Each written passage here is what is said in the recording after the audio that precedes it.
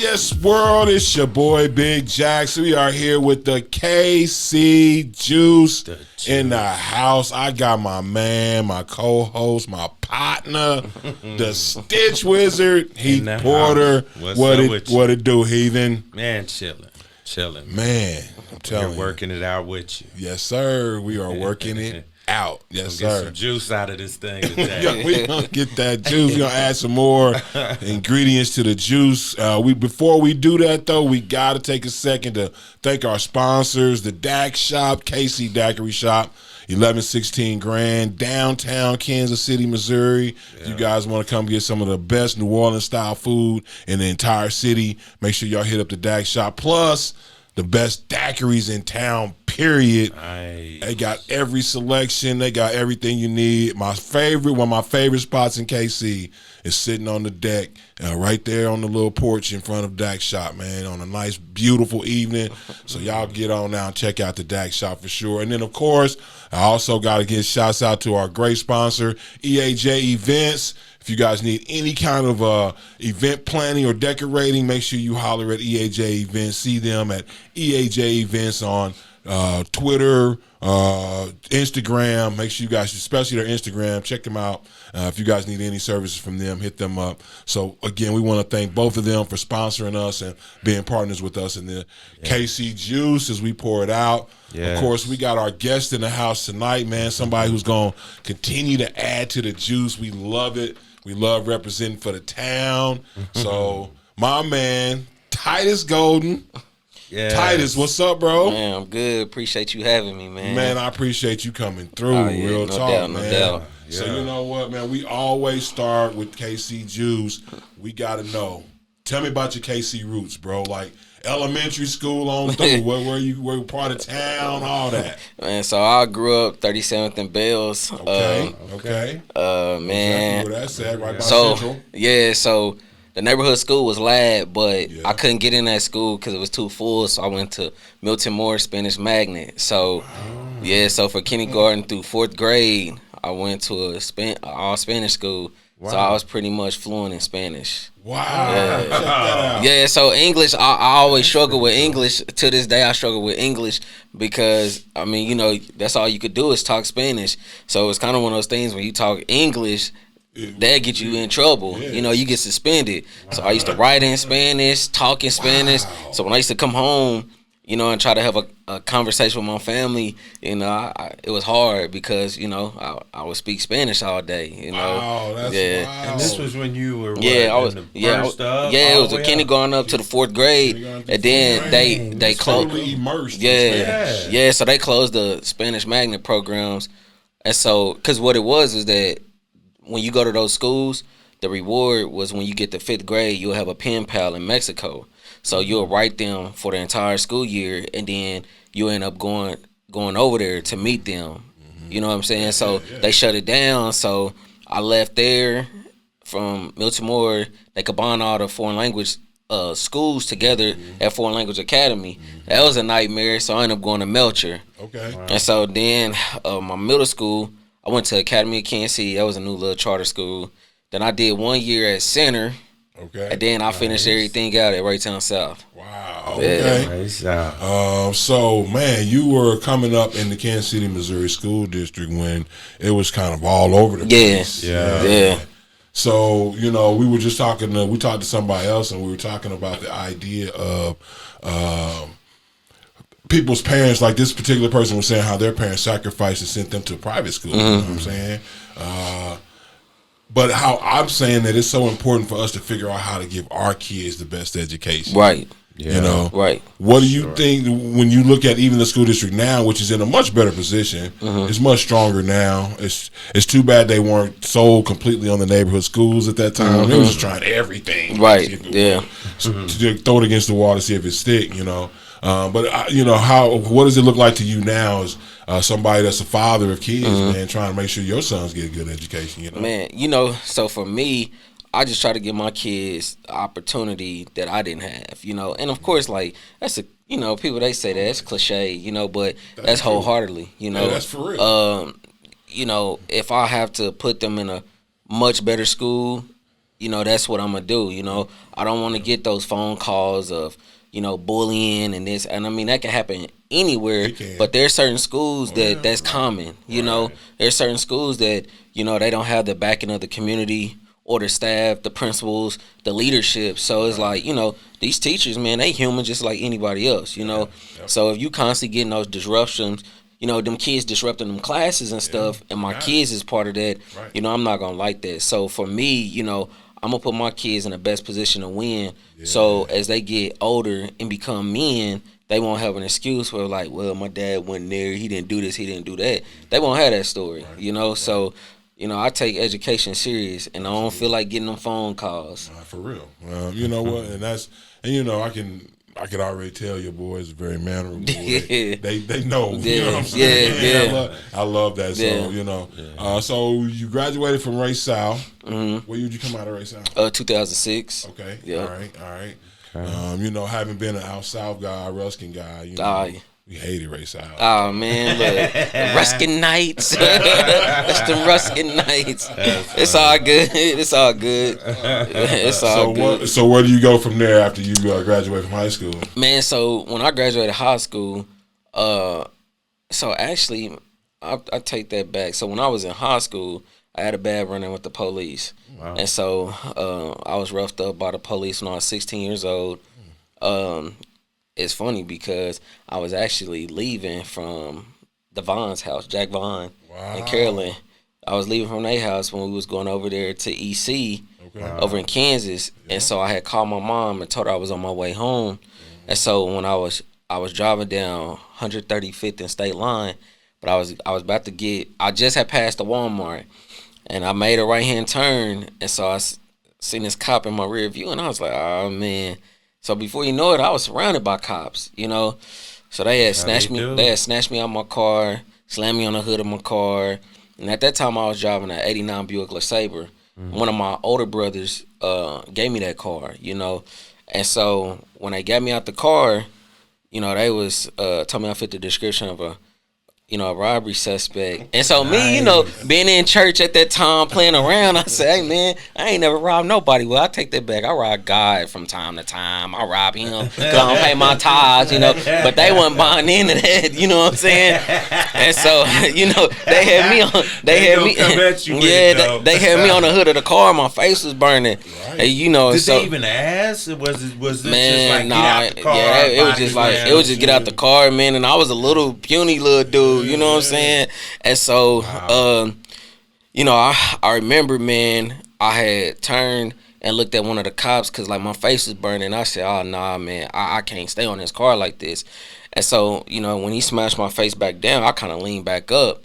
And so at that time, you know, the helicopter was up above us, you know, spotlight all on me and everything. And I turned to one of the officers. I said, man, one day, I said, I might end up doing that job. And he looked at me, you know, excuse my language, but he said, you won't be shit in life. And so from that moment, you know, I was like, dang.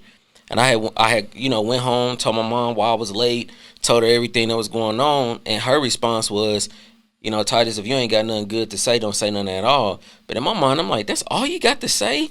Wow. But at that time, my mom was going through some personal issues herself, you know. And so I just said, you know what? It was just something that was sparked in me. And I never forget, man, from that moment, I started coming home every day, and I was watching Cops. My brother would tell you, man, like, look, I'm in the little recliner watching Cops, man, studying this stuff, thinking like, oh, this is gonna get me in the door. And I never forget, man, the day after I graduated high school, I didn't go and celebrate, you know, when I graduated or anything, because we was up under so much stress.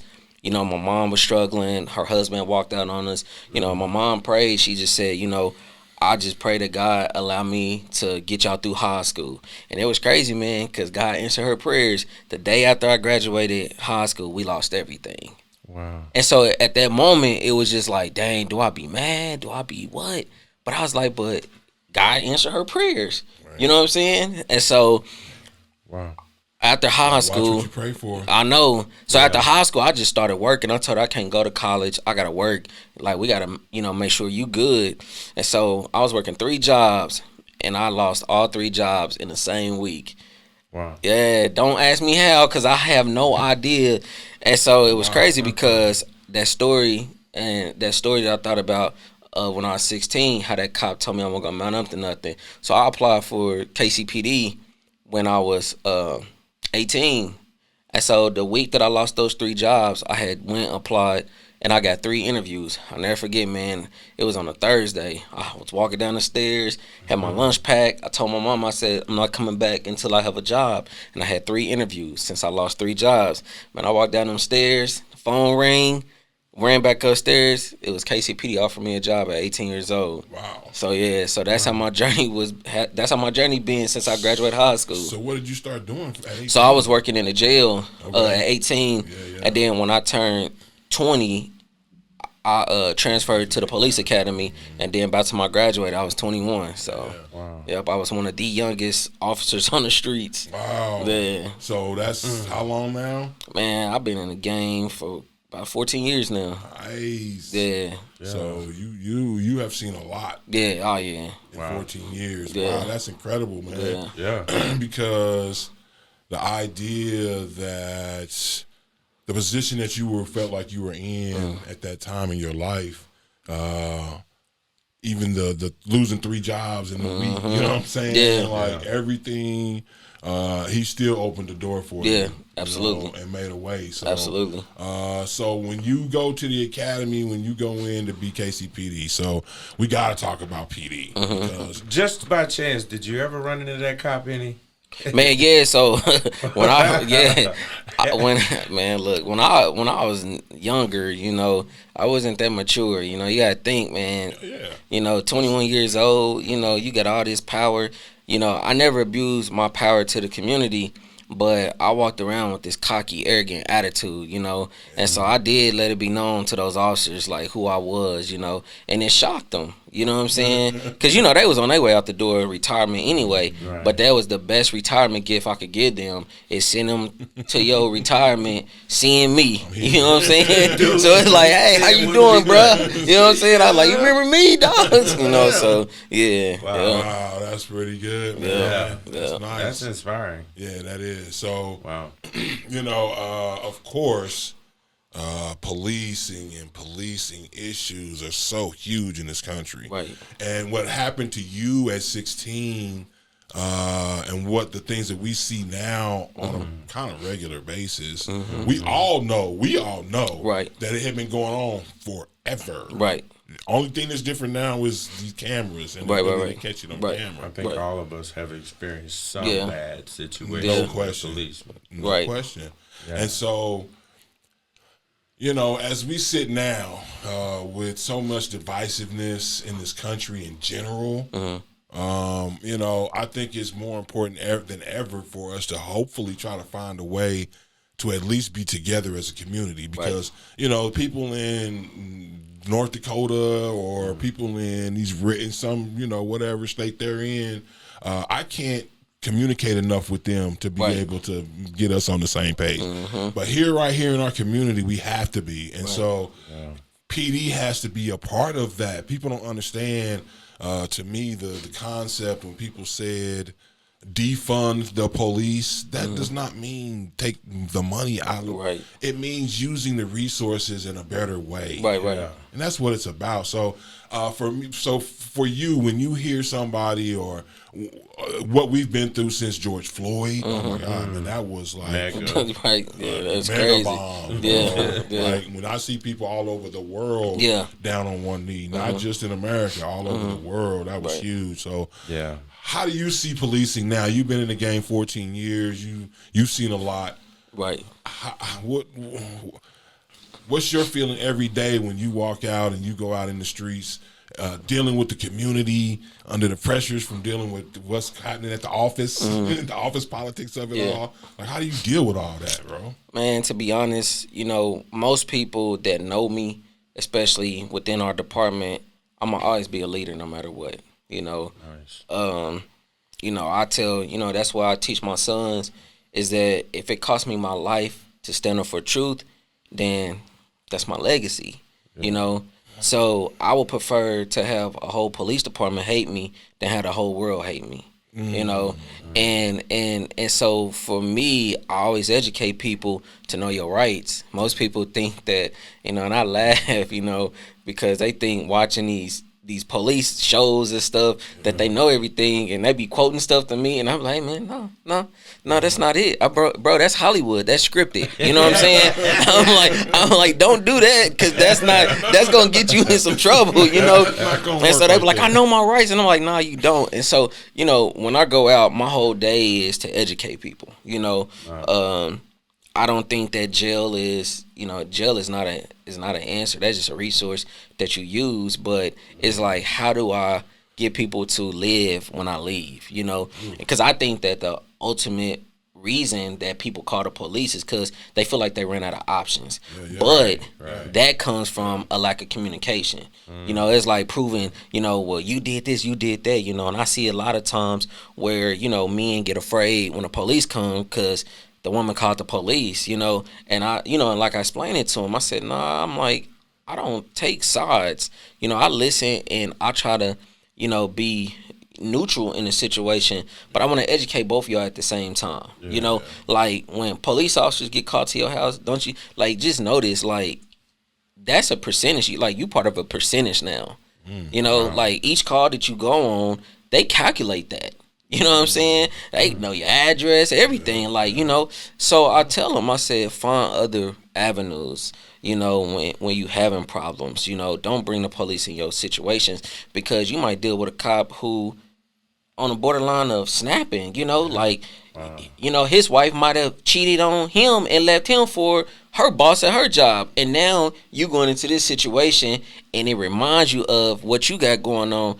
And that dude probably ain't gonna give you the best advice, you know. They give you them little surface answer. Me, I just get down with you and be like, look, it's like this. That's it, you know.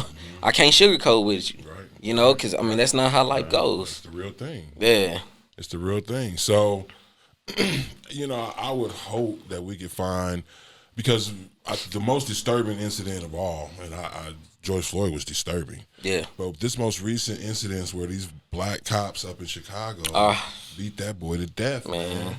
You know, it's crazy because it's funny, man. People always ask me my opinion on stuff, and I be like, what do you think? Like, you know, like even the George Floyd situation. Hey, man, what do you think? I mean, I feel the same way everybody else feel. I'm mad. Like, if I saw those cops, I'd be like, hey, man, let's go get in the ring. You know what I'm saying? Because if I hit you with my hands, that's an assault. But if we get in them gloves, it's a sport. You know? Because I'm like, for me, man, it's frustrating because, you know, like my sons, they had to watch me, you know, leave the house. You know, they worry, you know, if I'm cool and all that. And then it's like, man, I'm out here fighting to defend certain properties and things that don't even have nothing to do with me. Like, what you did was miles away, but we suffer the consequences of that. You know what I'm saying? It ain't even just us. The community did. You know? I mean, it was people that was in the comfort of their homes and was dealing with people, you know, protesting and rioting and things like that. You know, but, you know, going back to the cats in Chicago, that's when you take your like, when I first heard about it, I said, that's personal.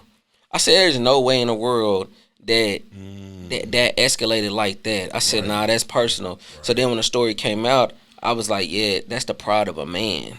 You know, like the Bible talks about that. Pride comes before destruction. So look how his pride got him, and look how his life destructed now. Destroy that boy's life and therefore his own.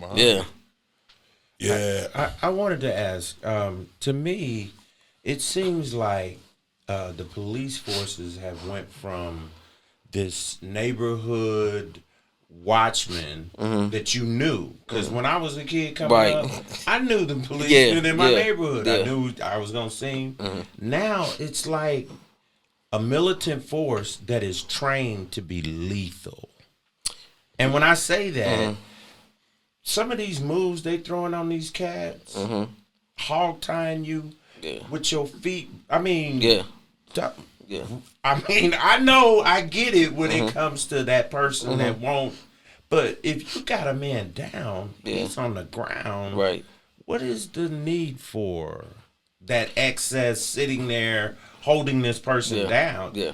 You're choking this man's air off. Right. It just is what it is. Right. I mean, you can call it what it, but that's in the training. Am I right? Yeah, man. You know what? So I'm gonna just go back.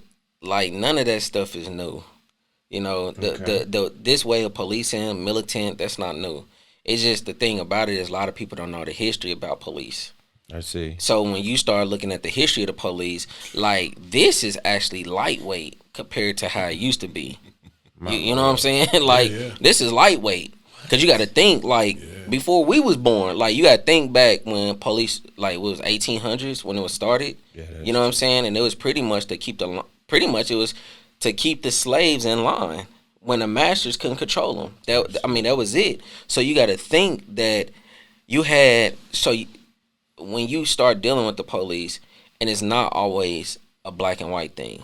Okay. Like, it's a sex thing. It's a religion thing. I said it's so much because you dealing with people that have different mindsets than most, you know. Okay. So when you start dealing with people like that, it's like that's their thought process. Like, they feel like they don't have to listen to nobody, you know. Like, I start studying about narcissists, you know. And when I start studying about that, I realized I work with a lot of narcissists. Right. You know, we work with organizations that has leaders that's narcissists. Right. You know, and so that's where you start having a better understanding.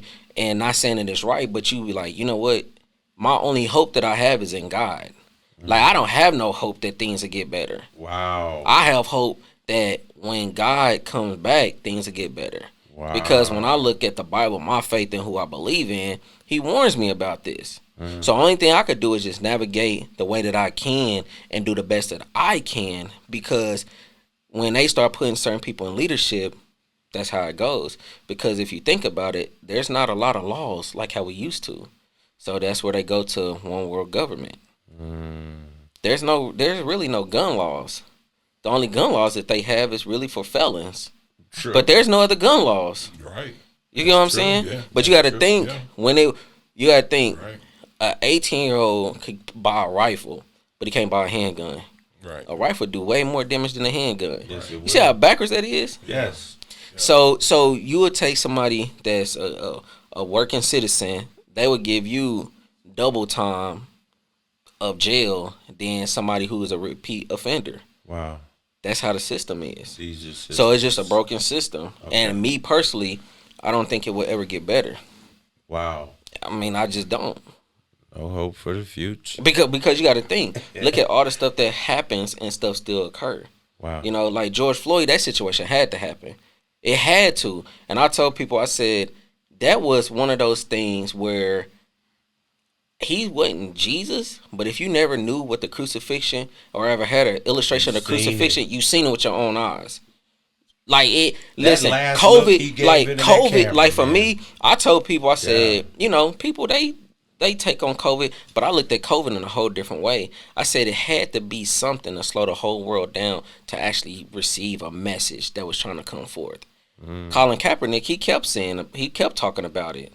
You know, he kept talking about it. He lost his job. He lost nearly everything by standing up for what's right. So guess what? It took this man on national TV to lose his life and for the world to see it. But guess what? After that was said and done, COVID was done, everybody went back to the same stuff. It's stuff that's been going on since then. Ain't nobody speaking up. From a policing standpoint, does it seem like people are more impatient now after this COVID thing? Because you got this road raging going on. Yeah, I think, like, man, people, they were so caught up in the house. And it's like now that they out, you know what I'm saying, they just live this fast life. You know, it just seems like, you're driving the fast lane. You better be doing 90 now. Yeah. You know, that's just how it is. Because somebody gonna be like, you know. Yeah. It just makes me wonder. Yeah. You know? But I get you. I get you. What's good, world? It's your boy Big Jax. I'm here with one of our great sponsors here on that KC Juice. It is the Kansas City Daiquiri Shop, 1116 Grand, downtown Kansas City, right up the street from the T-Mobile Center. Whether you guys are coming in from out of town or you're here in town, you gotta come check out the Dak Shop. And not only do they have the best daiquiri selection in the whole city, but then you got the food. Like, these are my mango habanero wings, my favorite wings in the whole city. Not only do they have that though, they got the etouffee, they got the red beans and rice, they got the burrito tacos. I'm telling y'all gotta come check it out. Not only that, you can sit out, smoke a cigar, grab a hookah on this beautiful patio here at the Dak Shop, one of my favorite spots in the whole city. Shouts out to my man Calvin Vick. Thank you so much, Vic, for sponsoring us. That's on the yo. And you guys, again, gotta come check it out. 1116 Grand, downtown Kansas City. It's the Kansas City Daiquiri Shop. Check it out. Well, I'll tell you what, man, that's such a intricate, nuanced, we sitting in Kansas City, you part of KCPD, that's under state control, not local control. Right. Like, there's so many levels to this conversation. You feel me? And that one bothers me. The idea that we as the citizens pay the tax money to take, to actually pay for the forest, but don't have actual control over the forest because it comes from the state. That Where they do that at? Nowhere else but Kansas City. Oh, okay. I just well, to make sure. I always try to educate people. I'm like, you always got to look at pros and cons.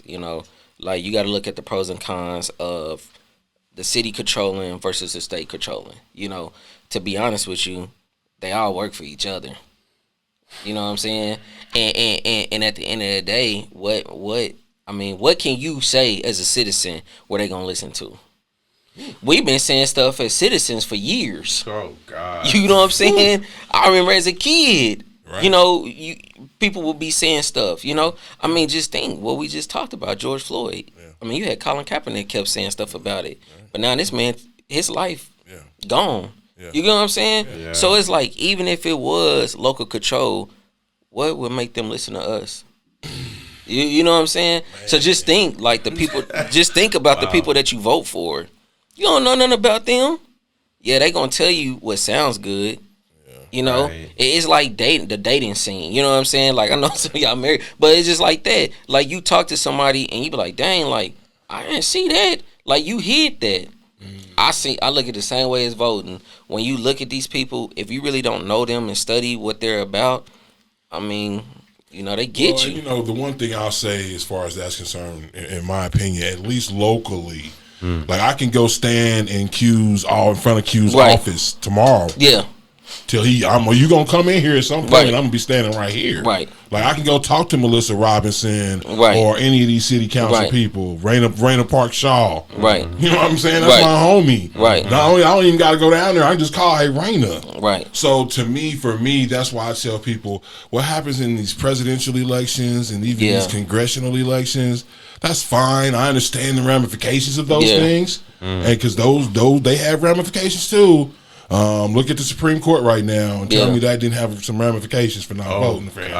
But at the same time, the local elections are the ones that matter the most to me because, again, these are people who I want to go stand in front of. And so I guess that's part of my connection to why it would be better for us.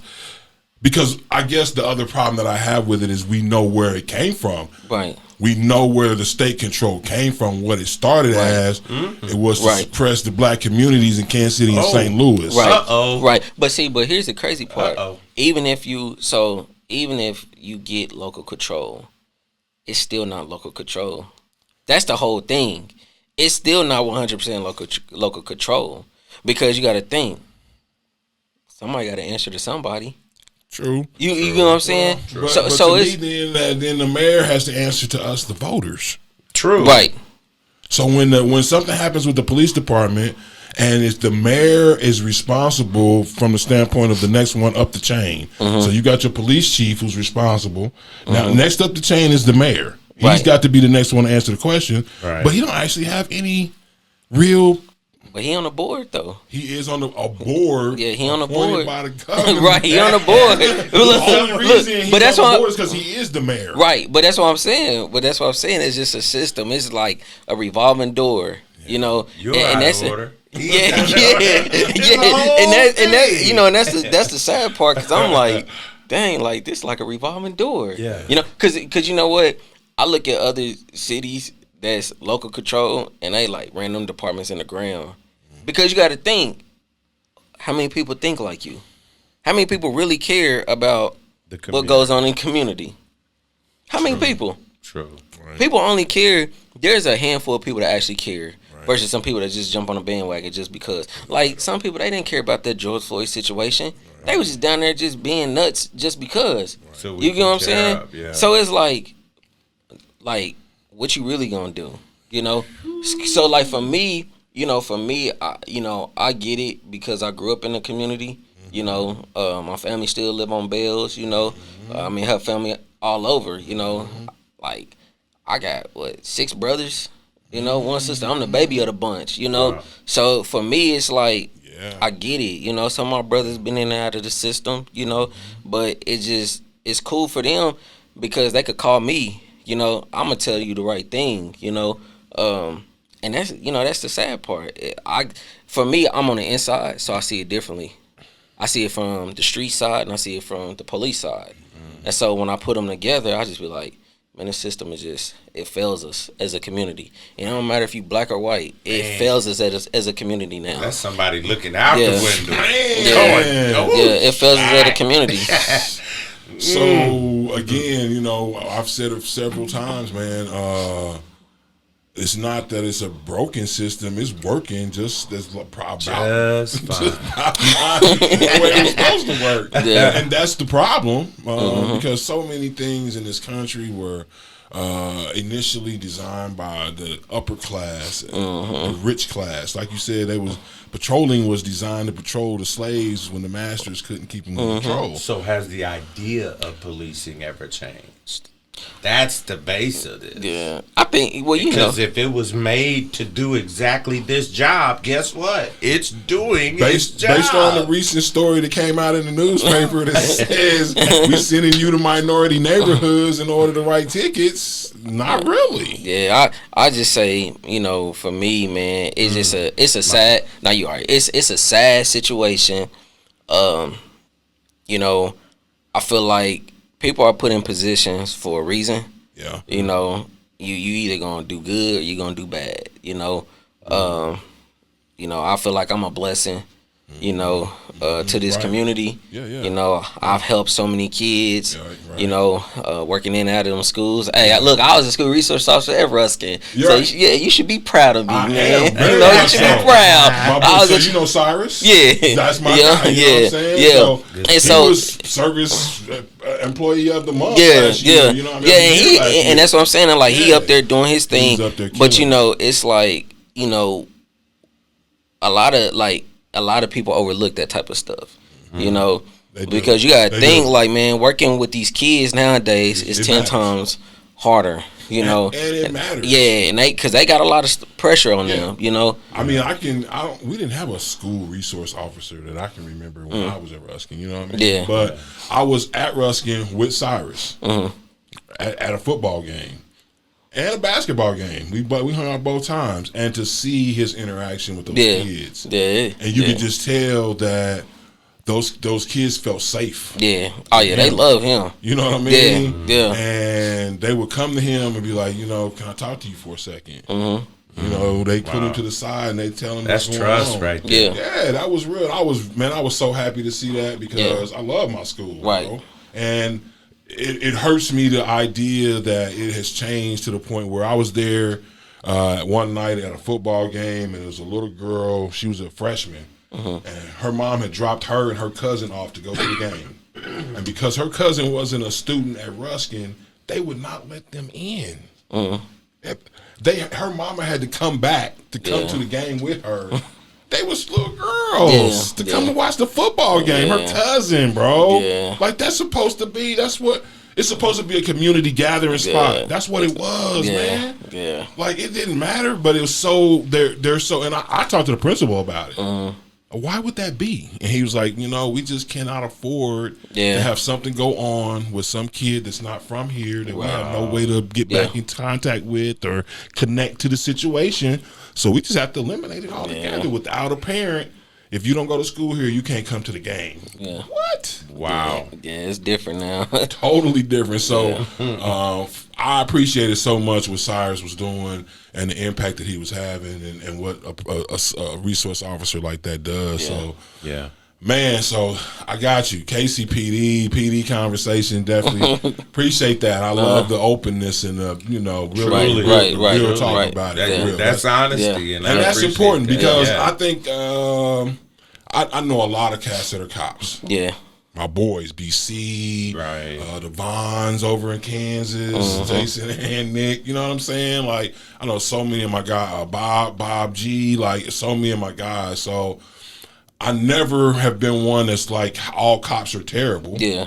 Because my guys are not terrible. Yeah. These are good, strong brothers that's out here trying to take care of the community. And so we cannot afford and allow ourselves to have that type of viewpoint of police officers because if, unfortunately, the bad apples that we get influence that. So having an opportunity to be able to, and some people never have a chance to sit down and talk with an officer like this. So, man, I appreciate you being no problem. About that for sure. And then, of course, now as part of your development, so you've been with PD this long. How did you get to Ozell Brand? We gotta talk about where you are now, man. So what was it? So probably like a year and a half ago, man. I was kind of like at a dead spot. And so my barber Jermaine, shout out to Jermaine Simmons, Straight Line Barbershop in Raytown. Yes, man, every time I go in a barbershop, it's like a real dope fellowship of men, with Jermaine and Tim and Mr. Fred, and it just so it's just a dope conversation, man. They talk about the Bible, different religious groups, sports, and it's always uplifting. And he will always ask me like, "What's your purpose? What's your purpose?" And so like for me, of course, like I'm a cop, and I'm like, I don't know, I guess like security for people and stuff, like I don't know, and I knew that wasn't it. Yeah. And so he been asking me this for at least about 4 years now, Wow. And so I was at a dark spot and I just said a prayer before I went to bed one night, and I just said, God, like show me my purpose, Wow. And so I had went to bed, and I had a dream. I had a dream about a shoe brand, but I never in my mind did I ever think about having my own shoe, having my own brand. I always want to start my own business. Like, me and my partner, King, we will always talk about open up a car wash or a laundromat, something like that, quick money type of stuff. Mm-hmm. But I was like, but that's just for the money. And so when I had this dream, I sat on it for 2 weeks. And so I was at a spot.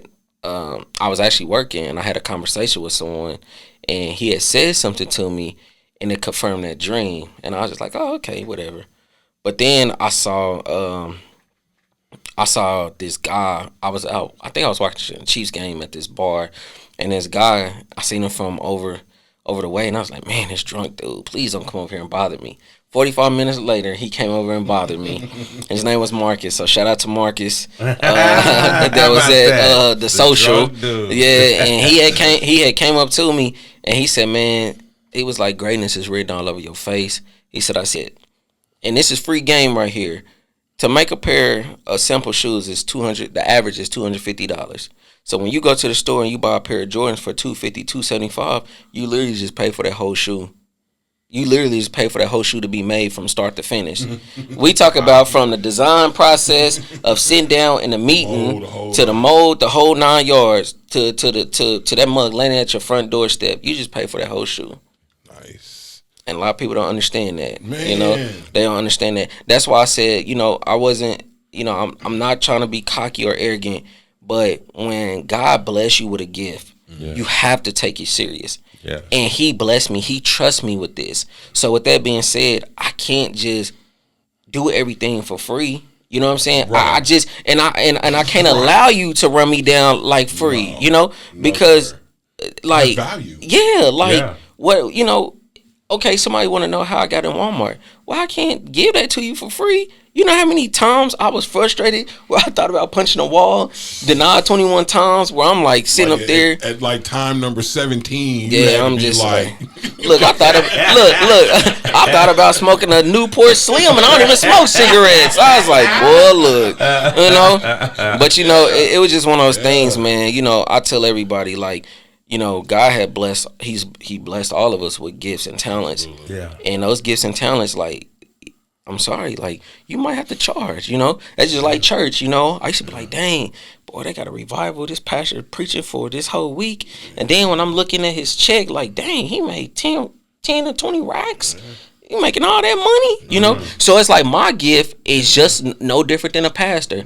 The people that I could reach might not be the people you could reach. Right. You know what I'm saying? Right. So, and like you said, though, because I look at that same pastor and I say, if I've seen him, he's really on point. He's spending hours preparing. Exactly. Exactly. He's pouring that out. Like, Exactly. Like when you go back in that room after he's done, Yeah. he is wiped out, Yeah, bro. And for him to be able to bring a word that God gave him to change somebody's life, so for you What's to have the value of that? for you to have a gift and talent where you could change somebody's whole life. That's like somebody buy a pair of Ozells and a kid's like, man, I was on the verge of giving up, Right. but now this dude on the verge of going to the league. You're You know what I'm saying? right. Where he was like, man, I remember, you know, like I had a well, he a grown man now, but he used to be a kid at one of the schools. He saw me last week and he was just like, man, I owe you. And every time he see me, he be like, I owe you. He made statuses, you know, like I owe you, because, you know, he was on the verge of just giving up in life. But it was just like how I was, you know, just who I am, you know. And that's why I tell people, man, you got gifts, you have talents. You know, don't allow people to run you down in the ground. You know, God trusted you. He, you know, with that talent, He trusts you. You know, Absolutely. so you gotta take it serious. You know, so like when people, you know, when people call, I mean, I'll give you one free phone call, unless we just cool and I know you. You know, we could talk like men. You know what I'm saying? But I tell people, when it come to business, I give you one free phone call. After that, it ain't no 5 minutes here, this conversation, 10 minutes here, that conversation. No, I'm sorry. You gonna have to go online and pay that fee, and then we can get down, you know, get down to business. Because one thing I tell people, this shoe game is no joke. It's no joke at all. When I tell you, I didn't know what I got myself into. Right. I didn't know what I got myself into. You know, it was funny when the whole Kanye thing was going down. Yeah. Recently. Yeah. And I had the biggest argument with somebody that was trying to tell me, well, the reason why we as African Americans, black people, did not more so cut Kanye off or more cancel Kanye was because even though he said the whole, you know, slavery was a choice thing, well, then we should have canceled him then. Well, we didn't supply him with enough money to cancel him. Yeah. What are you talking about? Yeah. And so then what I'm saying to them is, you know, I would love to go buy some shoes from a black-owned shoe brand. Right. Name them. Yeah. Tell me where the website is. Yeah. Let me go shop there. Right. Right.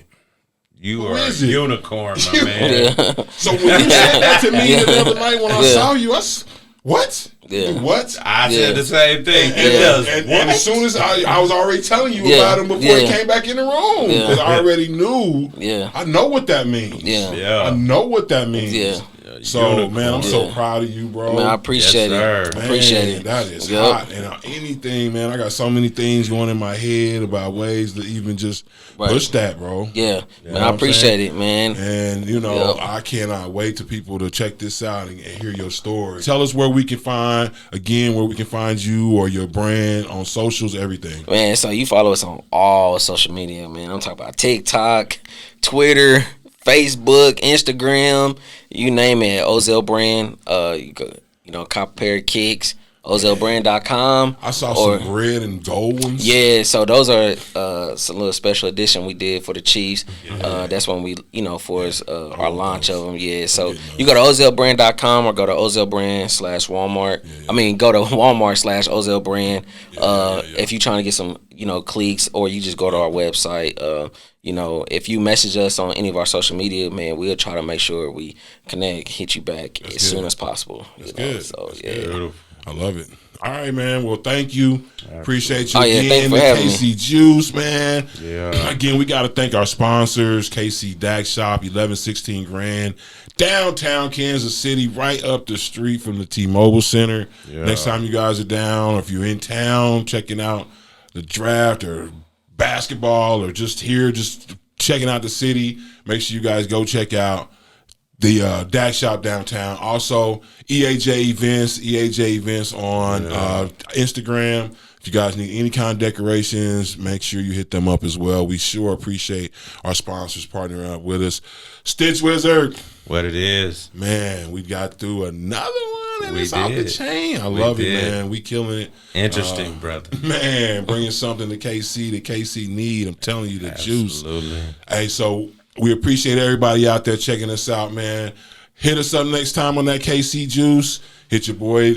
Check me out, Big Jack 72 on Instagram. Where can they catch you at, Heathen? ChopShopKC.com. Chop Shop. Yes, sir. Yeah. All right, fellas. We appreciate everything. Everybody out there. This your boy, Big Jacks. I'm out. Peace.